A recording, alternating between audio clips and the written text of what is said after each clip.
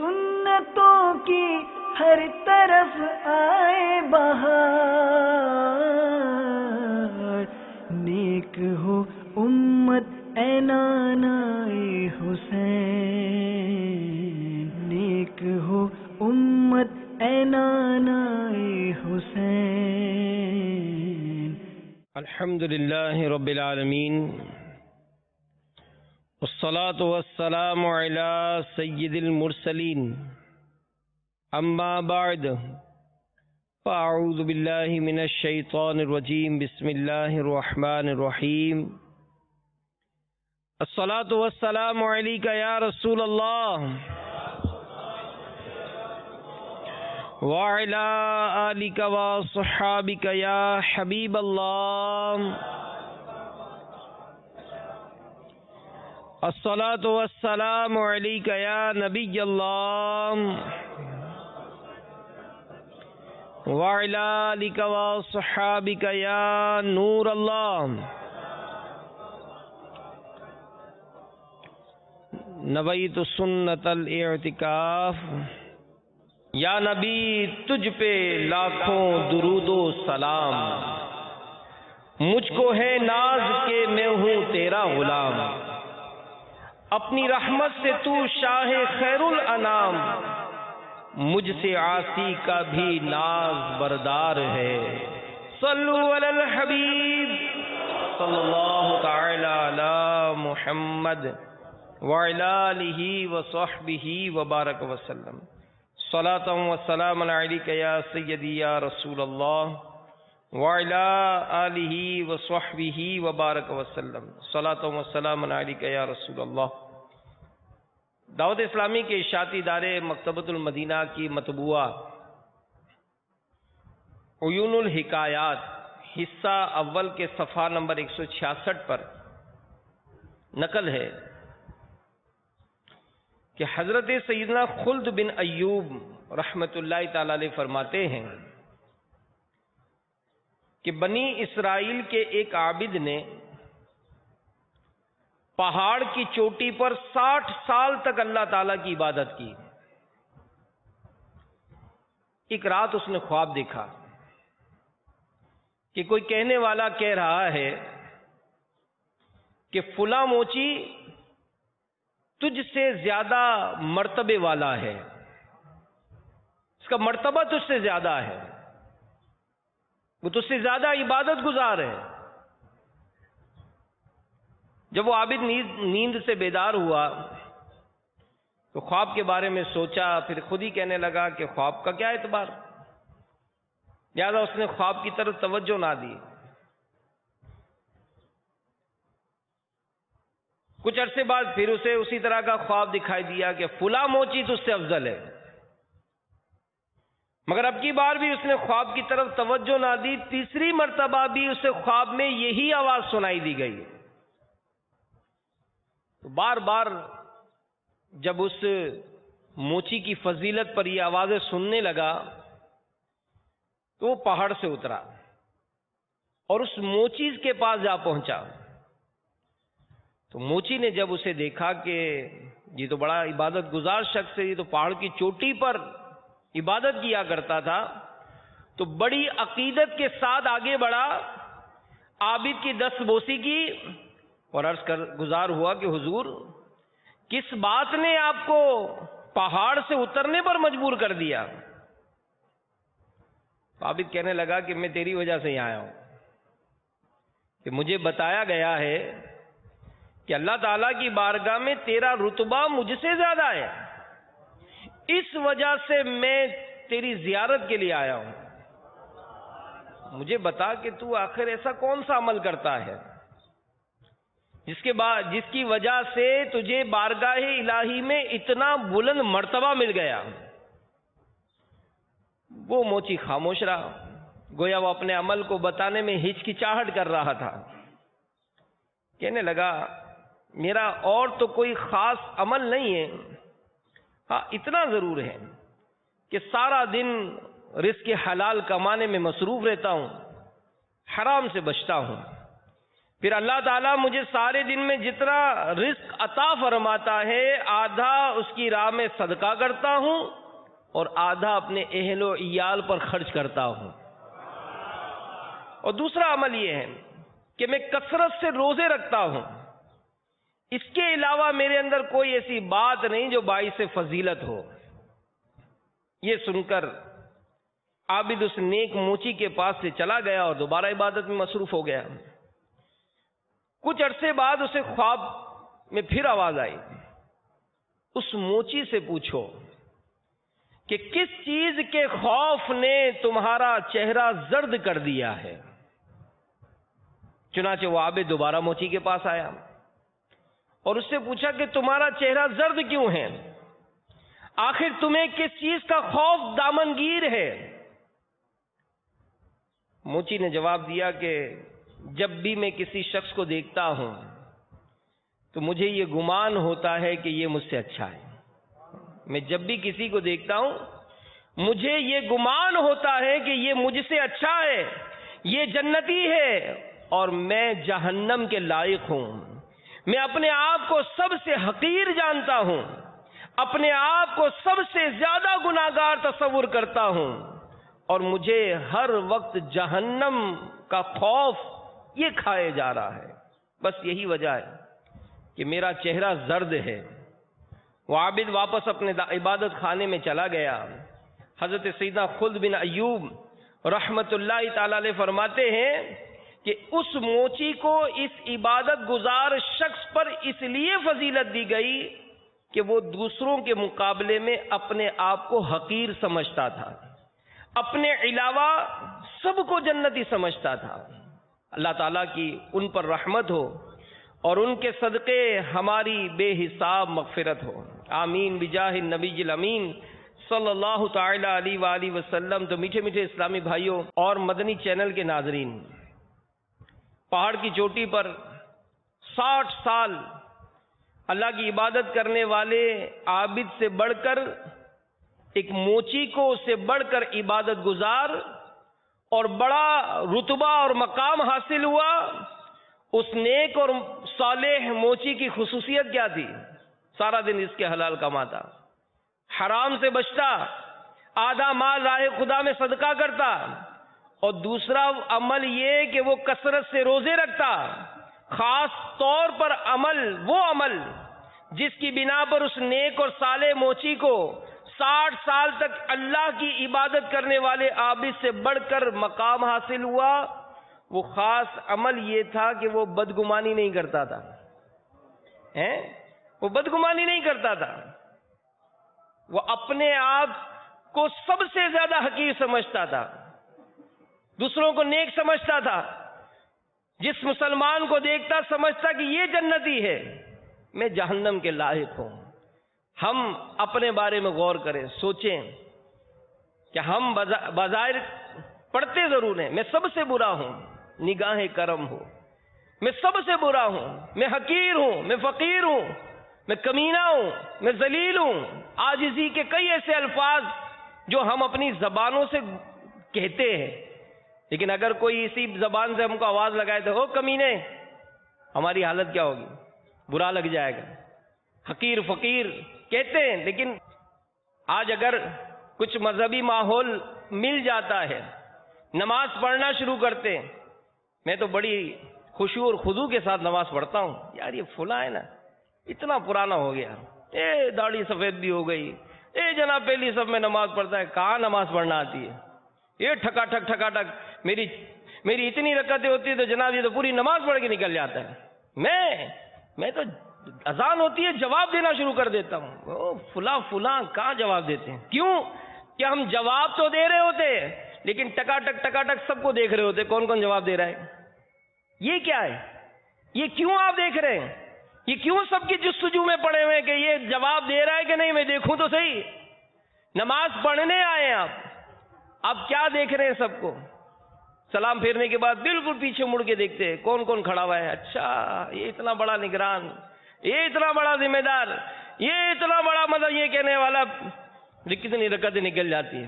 میں تو پہلی صف میں نماز پڑھتا ہوں. کیوں سوچ رہے ہیں؟ کیا چاہ رہے ہیں آپ؟ کیا دیکھ رہے ہیں آپ اس کو؟ آپ کو قرآن پڑھنا آیا، اللہ نے توفیق دی، آپ قرآن پڑھنا شروع کر دیتے ہیں، لیکن قرآن پڑھتے پڑھتے یار بس کیا کریں یار، ہماری مسجد میں تو اتنے آتے ہیں لیکن کوئی نماز نہیں، وہ دکانوں پہ بیٹھے ہوتے تو یہاں بیٹھے ہوتے، میں تو بس پہلی صف میں بیٹھ کے روزانہ میں تو ہر نماز کے بعد پہلے مل کے ایک پارہ پڑھتا ہوں، روز کی ایک منزل تلاوت ہوتی ہے، میں تو 5 پارے پڑھ لیتا ہوں، میں تو ہر مہینے ایک قرآن پڑھ لیتا ہوں، رمضان کا مہینہ آتا ہے میں اتنی تلاوت کرتا ہوں۔ وہ فلاں حافظ صاحب کہاں بھائی، کہاں آج کل کا دور، کہاں عبادت کا شوق؟ کیوں کہ ہم سب کو نظروں سے دیکھ کر ان کے متعلق بدگمانی کر رہے ہیں، ہم دل میں اپنے وہ نا ٹیسٹر لے کر گھومتے ہیں، سب کو ٹیسٹر لگاتے ہیں کہ کس کی کیا کیفیت ہے، کون کس طرح سے اس طرح کے معاملات کر رہا ہے۔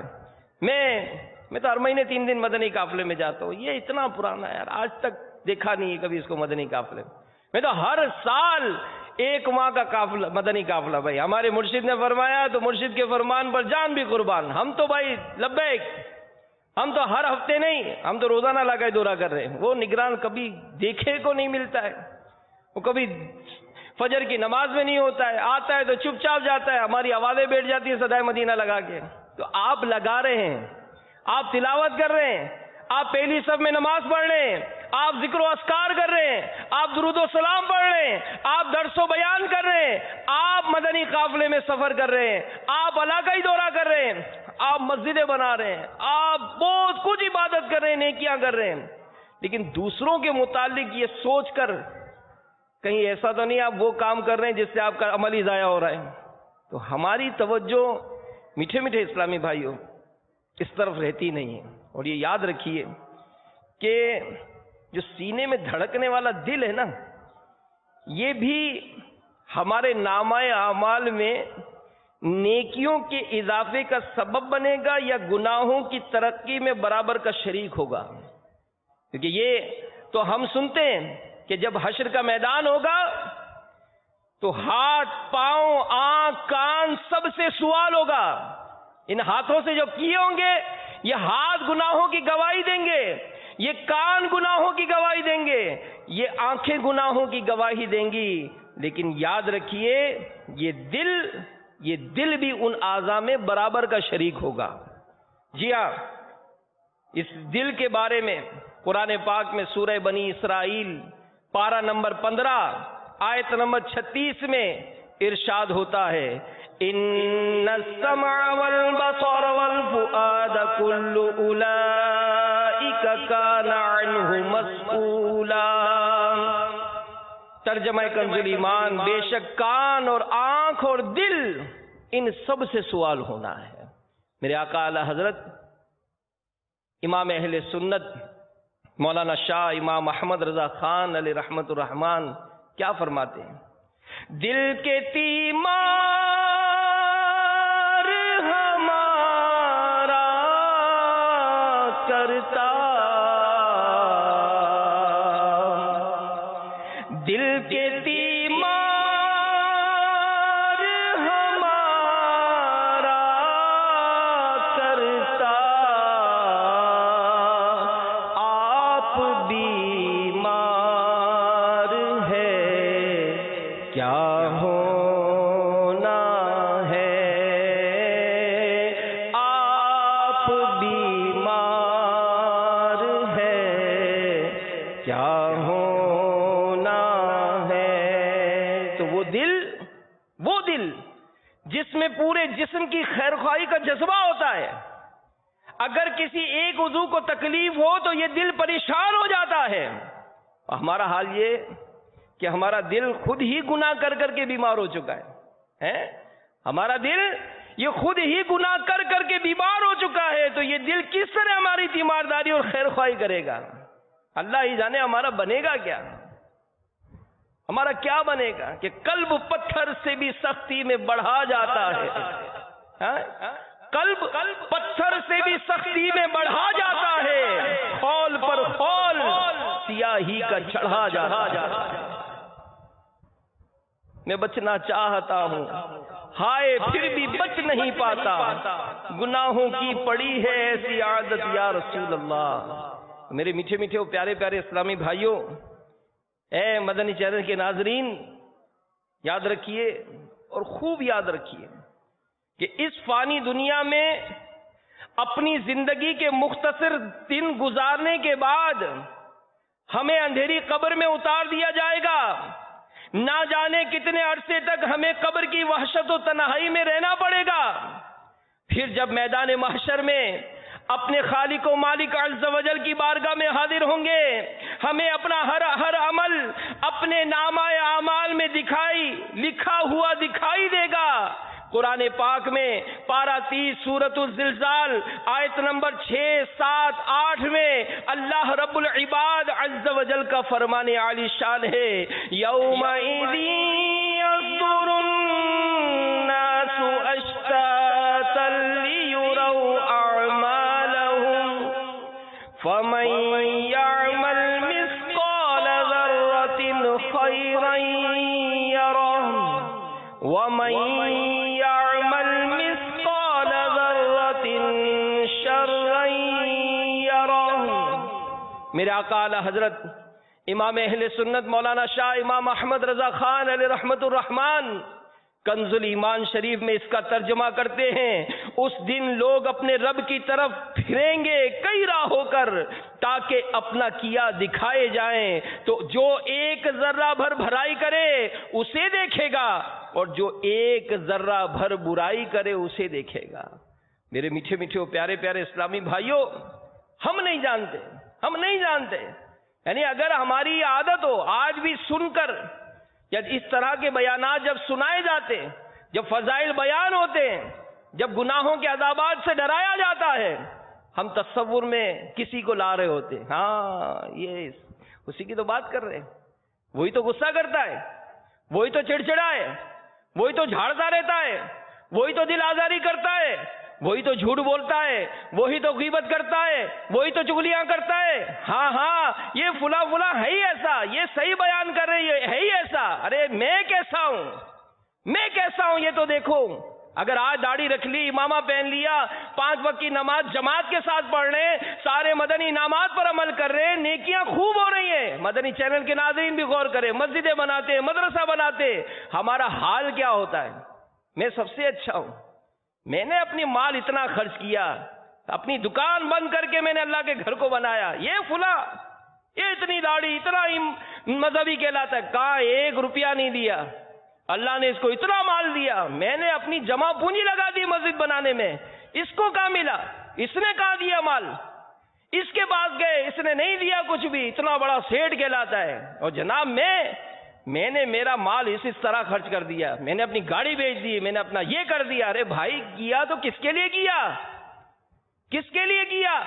اللہ کے لیے کیا، اللہ جزا دے گا آپ کو.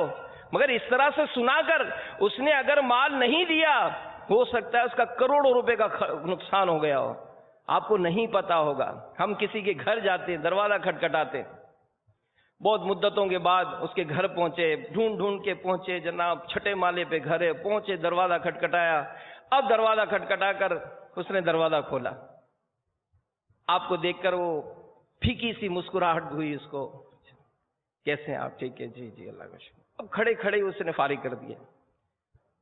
اب ہماری کیفیت کیا ہوگی؟ دیکھو یار کیسا بے مروت ہے، اس کو پتا ہے اتنی دور سے آیا ہوں، اور اتنی دور سے آیا 6 مالے پر رہتا ہے. یہ اخلاقی طور پر پانی کا تو پوچھتا، دوپہر کا ٹائم تھا کھانے کا تو پوچھتا. ارے اندر بھی نہیں بلایا مجھے، ایسا بے مروت. آپ چلے تو گئے، لیکن آپ کو کیا معلوم اس کی بہن کی شادی پچھلے مہینے ہوئی تھی اور وہ روٹ کر گھر آ چکی تھی.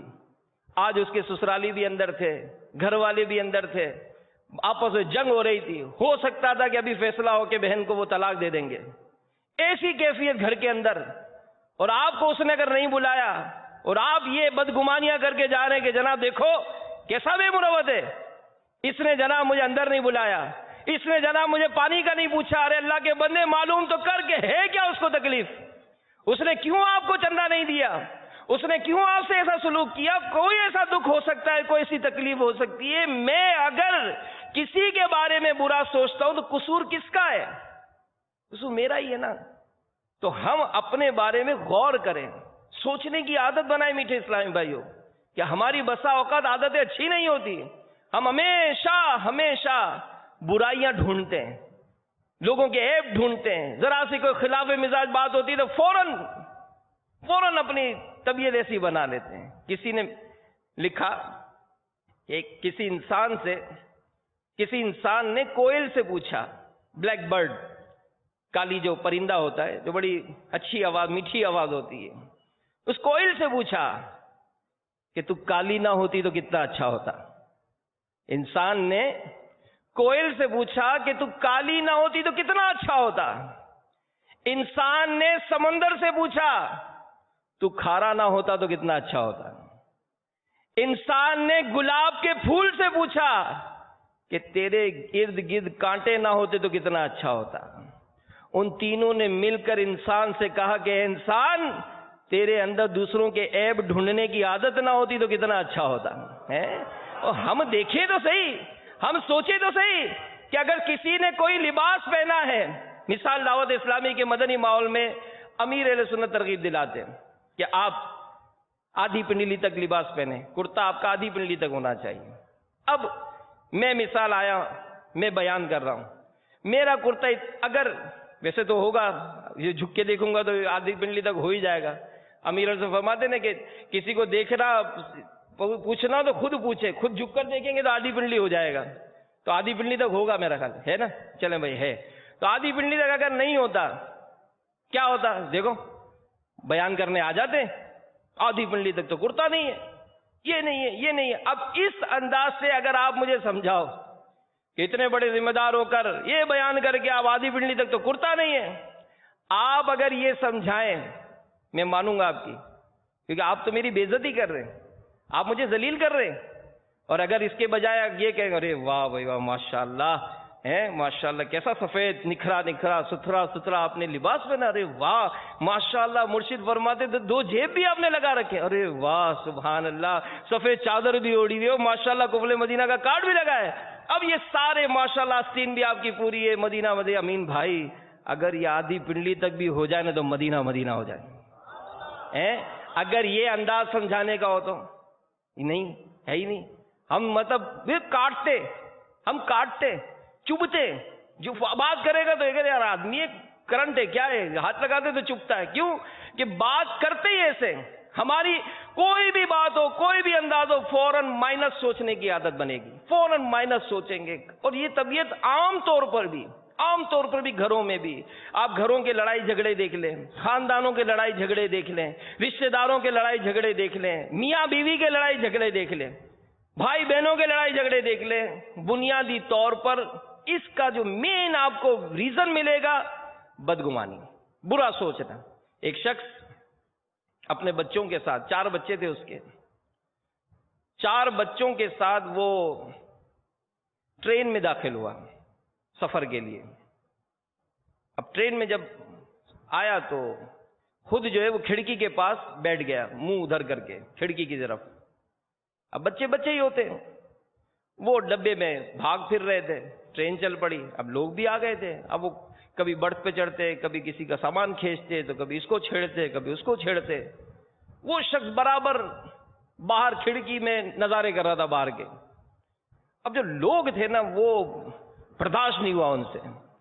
ایک شخص آگے بڑھا، اس نے کہا یار حضرت بھائی تیرے بچے مصیبت ہیں، کندھے سے پکڑ کر ہلایا کہ بھائی تیرے بچے مصیبت ہے، سنبھال تو ان کو۔ اب جیسے ہی اس نے منہ موڑا اس کی آنکھوں سے آنسو جاری تھے۔ اب لوگ حیران کہ یہ کیا ہو گیا؟ کہنے لگا کہ بھائی بات دراصل یہ کہ میرے 4 بچے، ان کی ماں کا انتقال ہو گیا ہے، اور میں ان 4 بچوں کو اس کی ماں کے جنازے میں لے کے جا رہا ہوں، تو میرے اندر تو ہمت نہیں ہے بچوں کو سنبھالنے کی، اب آپ ہی کچھ کر لو۔ اب جیسے یہ گفتگو اس نے کی نا، سناٹا چھا گیا۔ اب چاروں پر وہ پیار کرنے لگے، محبت کرنے لگے۔ تو سمجھانا کیا؟ مائنس سوچنا، مائنس سوچتے کہ نہیں جناب یہ ہے ہی ایسا، یہ ہے ہی ایسا۔ ارے میرے بھائی آپ سوچے تو صحیح، اگر اس نے آپ کے ساتھ کوئی ایسا سلوک کیا، ہو سکتا ہے کوئی ایسی بات ہو گئی ہو، گھر کا ماحول دیکھیں، رشتہ داروں کا ماحول دیکھیں، بلکہ یہاں تک کہ اگر کسی کے گھر میں شادی ہوتی ہے، شادی ہوئی، اب नरम गरम मामला हो गया, कोई परेशानी हो गई, कोई नाचाकी हो गई, तो फौरन बाबा जी के पास चले जाते। अब वो जाली आमिलीन की कमी नहीं है, उन्होंने भी बता दिया कि जनाब जो आपके यहाँ तो किसी ने कोई सिलसिला करा दिया, और आपके यहाँ जो मामला है वो तो किसी ने बंदिश करा दी है, और जिसने कराई है उसका नाम मीम से आता है। अब अगर वो मीम से आने वाली मरियम बाई आपकी भाभी हुई, अब उसका खैर नहीं है कि जनाब इसने तावीज़ करा दिया, इसने हमारे घर का सुकून बर्बाद कर दिया, फुला फुला जो हमारे चचा हैं वो हमसे बहुत जेलिस हैं, जनाब वो हमारे ऊपर तावीज़ करा के हमारे कारोबार को रोक दिया है, मेरे बच्चे का कर्जा नहीं उतरता, तो जनाब इसी वजह से तो कि फुला फुला ने ये कर दिया, फुला फुला का इस तरह मामूल है। तो मेरे मीठे मीठे इस्लामी भाइयों, घर में बीमारी परेशानी ये बेरोजगारी हो तो आजकल आम तौर पर ये वसवसा होता है कि शायद किसी ने जादू करवा दिया, लिहाजा बाबा जी तावीज़ धागे देने वाले से राब्ता किया जाता है। बिलफर्ज बाबा जी बता दें कि तुम्हारे करीबी रिश्तेदार ने जादू करवाया है, तो उमूमन बहू या भाभी की शामत आ जाती है। बाद औकात बाबा जी जादू करने वाले या वाली का नाम का पहला हर्फ बल्कि नाम ही बता देते हैं। तब कभी तो सुइयों वाला माश के आटे का पुतला या तावीज़ ये घर से बरामद हो जाता है, और फिर लोग ऐसे बाबा जी पर अंधा भरोसा करके पूरे खानदान में लड़ाई झगड़े का एक सिलसिला शुरू हो जाता है। तो मेरे मीठे मीठे प्यारे प्यारे इस्लामी भाइयों, याद रखिए, बिला सबूत शरई, सिर्फ आमिलों और बाबाओं के कहने पर आकर किसी ने कहा मसलन हमारी भाभी जादू कराती है, तो ये बहुतान गुनाह कबीरा हराम और जहन्नम में ले जाने वाला काम है। और अगर किसी ने छुपकर वाकई जादू करवा भी दिया हो और आपको यकीनी तौर पर पता चल जाए, तब भी उस फर्द का जादू के हवाले से बिला मसलहत शरई किसी से तस्करा करना ये गीबत है। और ये ख्याल रखें, मदनी चैनल के नाजरीन भी ख्याल करें कि आमिलों या बाबाओं का बताना ये शरई सबूत नहीं कहलाता है। तो बहरहाल मेरे मीठे मीठे और प्यारे प्यारे इस्लामी भाइयों, मदनी चैनल के नाजरीन, अपने आप को गुनाहों से बचाइए और हुस्ने जन, अच्छा सोचने की आदत बनाइए। मेरे आका सल्लल्लाहु ताला अलैहि वसल्लम फरमाते हैं कि हुस्ने जन रखना, अच्छा सोचना ये ईमान का हिस्सा है। नबी पाक सल्लल्लाहु ताला अलैहि वसल्लम ने काबे को मुखातिब करके इरशाद फरमाया, तू खुद और तेरी फजा कितनी अच्छी है, तू कितनी आजमत वाला है, तेरी हुर्मत कितनी अजीम है। उस ज़ाते पाक की कसम जिसके कब्ज़े कुदरत में मोहम्मद सल्लल्लाहु अलैहि वसल्लम की जान है, अल्लाह अज़्ज़ व जल के नज़दीक मोमिन की जानो मार और उससे अच्छा गुमान रखने की हुर्मत तेरी हुर्मत से भी ज्यादा है। एक और मकाम पर फरमाया, हुस्ने ज़न एक अच्छी इबादत है। तो यहां मुफ्ती साहब, मुफ्ती अहमद यार खान अलैहि रहमतुर रहमान फरमाते हैं कि मुसलमानों से अच्छा गुमान करना, उन पर बदगुमानी न करना, ये भी अच्छी इबादत में से एक इबादत है। तो मेरे मीठे मीठे और प्यारे प्यारे इस्लामी भाइयों, यहाँ पर चूंकि तंजीमी हमारे जिम्मेदार भी हैं, तो ये भी एक बहुत बड़ा हमारा मसला है बाद औकात कि हम यानी तंजीमी तौर पर भी बाद औकात अगर यूँ समझ लीजिए कि निगरान की तब्दीली हो गई, ये भी हमारा तंजीमी तौर पर एक मामला होता है कि 12 माह में तमाम सतह पर निगरान शूरा से लेकर ज़िली मुशावरों तक में जिम्मेदारान की तजदीद और तब्दीली का सिलसिला होता है। अब जैसे ही बाद औकात यहाँ मामला होता है तो बदगुमानियों की एक सिलसिला शुरू हो जाता है कि देखा ये इसको जिम्मेदार कहाँ रहने देंगे, इसके खिलाफ तो साजिश हुई है, इसके खिलाफ साजिश हुई है, मेरे खिलाफ साजिश, बात तो खुद ही आगे बढ़ बढ़कर मेरे खिलाफ साजिश हुई है, मैं इतना काम करता था, इतने मदनी काफलों में सफर करता था, मैंने इतनी मस्जिदें बनवा दी, मैंने इतने मदनी एहतियात करता था, तो जनाब मेरे खिलाफ साजिश हुई है। तो मेरे मीठे मीठे और प्यारे प्यारे इस्लामी भाइयों, अमीर अहले सुन्नत ने इस ज़िमन में क्या फरमाया, सवाल हुआ कि हमारे इलाकाई मुशाद के निगरान को फारिग कर दिया गया, اس سے بعد اسلامی بھائی کو تشویش ہے کہ اب ہمارے علاقے کا مدنی کام کیسے ہوگا۔ امیر علیہ سنت فرماتے ہیں کہ دعوت اسلامی میں مدنی کاموں کی ذمہ داری کسی کو بھی عمر بھر کے لیے نہیں دی جاتی۔ ہر ذمہ دار کی مدت 12 ماہ مقرر ہے۔ اب مرکزی مجلس شورا نے اس کو ڈبل 12 ماہ 2 سال کے لیے کر دیا۔ اس کے بعد یا تو تجدید کر کے اس کو برقرار رکھا جاتا ہے یا تبدیل کر دیا جاتا ہے۔ دعوت اسلامی کے عظیم تر مفاد کے پیش نظر احکام شریعت کے دائرے میں رہتے ہوئے کسی بھی وقت کسی بھی ذمہ دار کو فارغ کیا جا سکتا ہے۔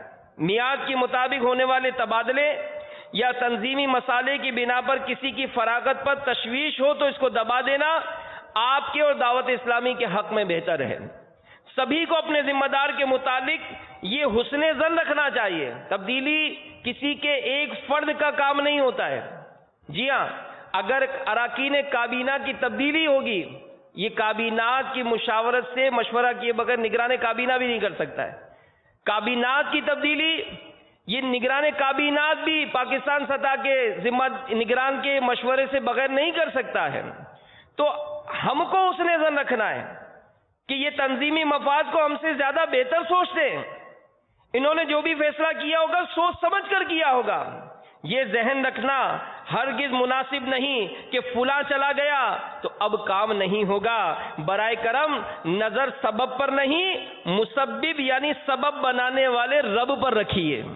اللہ عز و جل مسبب الاسباب ہے، وہ جس سے چاہے گا کام لے گا۔ اگر وہ کسی سے مزید کام لینا نہ چاہے گا تو جس نے مدنی کاموں کی دھومیں مچا رکھی ہیں وہی سست پڑ جائے گا، یا کوئی اور بھی سبب ہو جائے گا جس سے کام ٹوٹ جائے گا۔ بے شمار علماء ربانی جین رحمہم اللہ المبین دنیا میں تشریف لائے، دین اسلام کا خوب کام کیا، پردہ فرما گئے، لیکن چمن اسلام ابھی تک ہرا بھرا لہلہا رہا ہے۔ اگر نگران کی موقوفی بحالی پر بحثیں کرتے رہیں گے تو جو تھوڑا بہت کام ہو رہا ہوگا وہ بھی ختم ہو جائے گا۔ امیر علیہ سنت فرماتے لہذا آپ سب مدنی کام کرتے رہیے، انشاءاللہ عز و جل خوب مدنی بہاریں آئیں گی۔ دعوت اسلامی کی مرکزی مجلس شورا کے نگران مرحوم حاجی مشتاق رحمت اللہ تعالی علیہ فرمایا کرتے تھے کہ ہمیں دعوت اسلامی میں شخصیت کو نہیں، سسٹم یعنی نظام کو مضبوط کرنا ہے۔ تو آج کے اس تربیتی اجتماع میں موجود اسلام میں بھی نیت کر لیں کہ ہم انشاءاللہ اپنے یہاں نظام کو مضبوط کریں گے، انشاءاللہ نظام کو مضبوط کریں گے۔ جو آج ہمیں 12 مدنی کاموں کا ایک جائزہ پیش کیا گیا، کتنی پیارے مدنی پھول تھے۔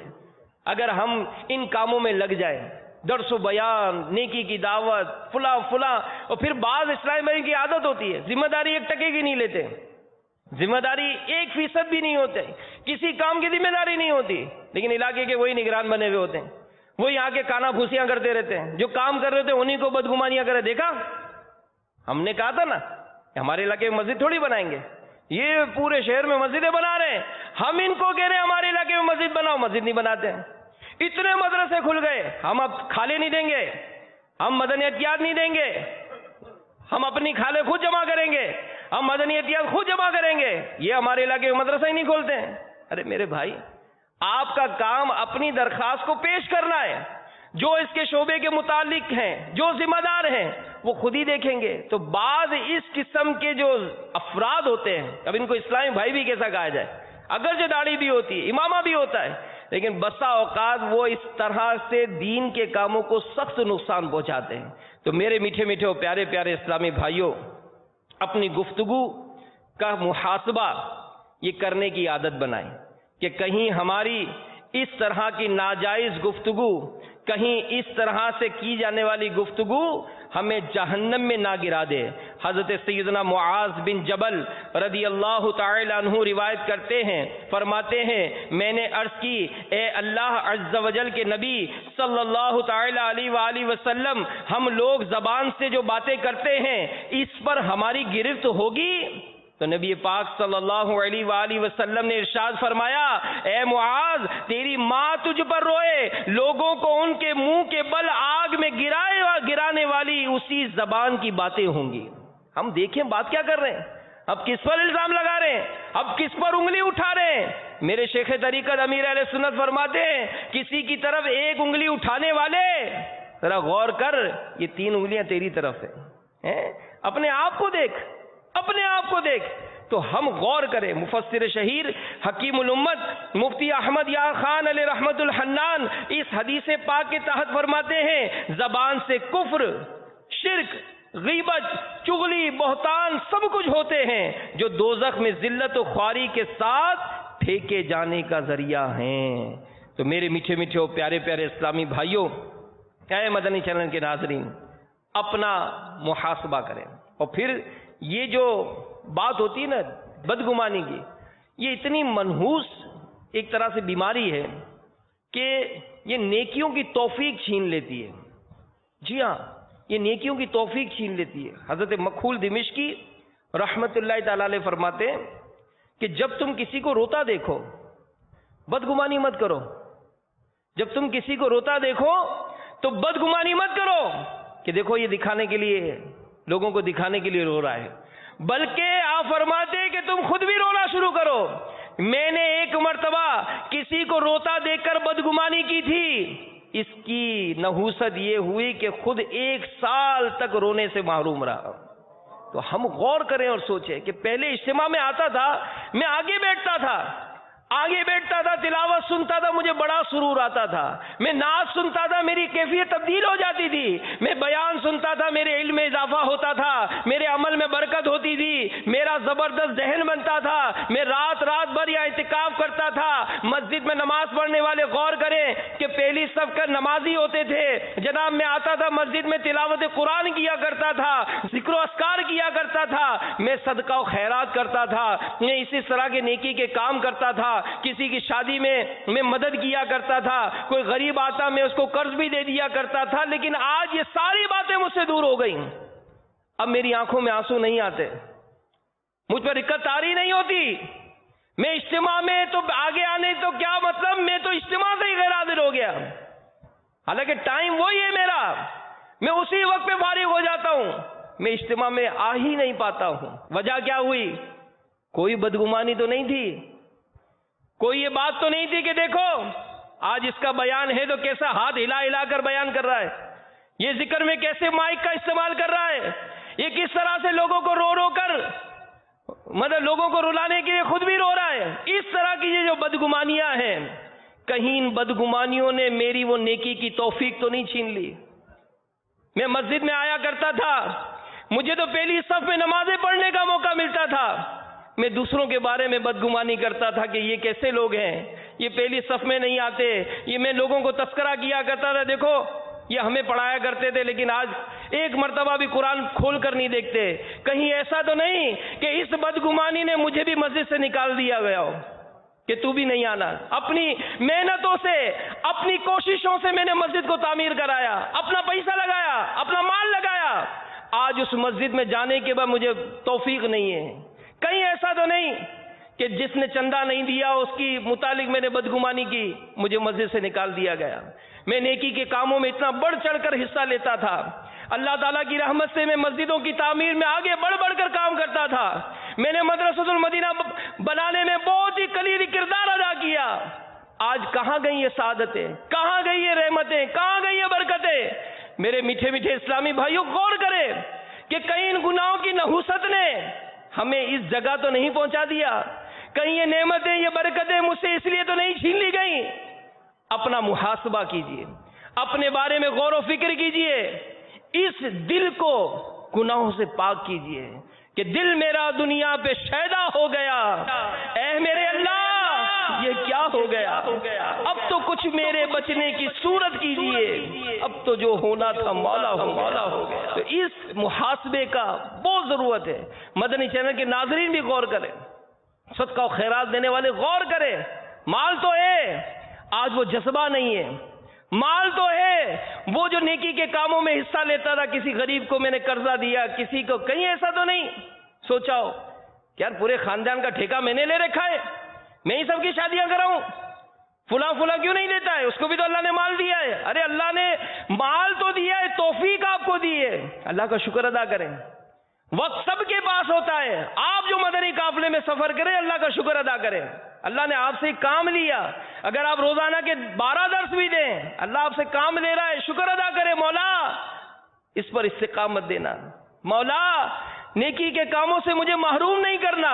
اے دعوت اسلامی کے اسلامی بھائیوں, مدنی چینل کے ناظرین, اللہ بے نیاز ہے, اللہ تعالیٰ بے نیاز ہے. آج کل واٹس ایپ پر آپ کو تصویریں نظر آتی ہوں گی کہ کوئی کفر کی اندھیری میں ڈوبا ہوا, اپنے مذہبی لباس کو پہنے ہوئے, وہ اپنے مذہبی جگہ پر وہ تقریر کر رہا ہے, کوئی غیر مسلم تقریر کر رہا ہے, ایسی تصویر, اور اس کے نیچے لکھا ہوتا ہے بیفور. پھر اسی شخص کی تصویر برابر میں ہوتی ہے, مدنی لباس, داڑھی بھی ہے, امامہ بھی ہے, اور لکھا ہے کہ جناب یہ Faizan Madina bread Ford you کے میں بیان کر رہا ہے, اور لکھا ہے آفٹر.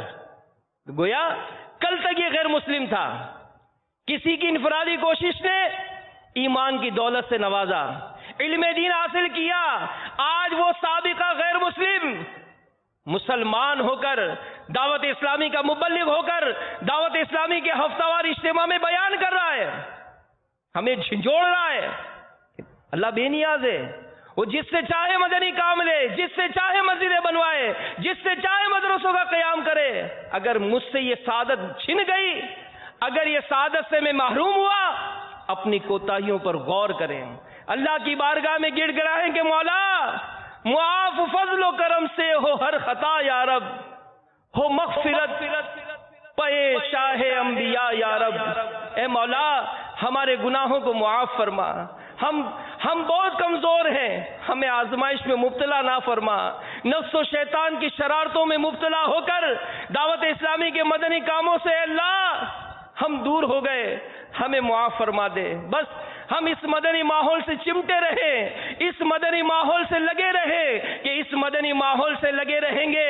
یہی مدنی ماحول انشاءاللہ ہمیں نمازوں کی پابندیاں کروائے گا, یہی مدنی ماحول ہمیں قرآن کی تلاوت کا شوق دلائے گا, ہمیں ذکر و اذکار کی لذتیں دلائے گا, مدنی انعامات پر عمل کرائے گا.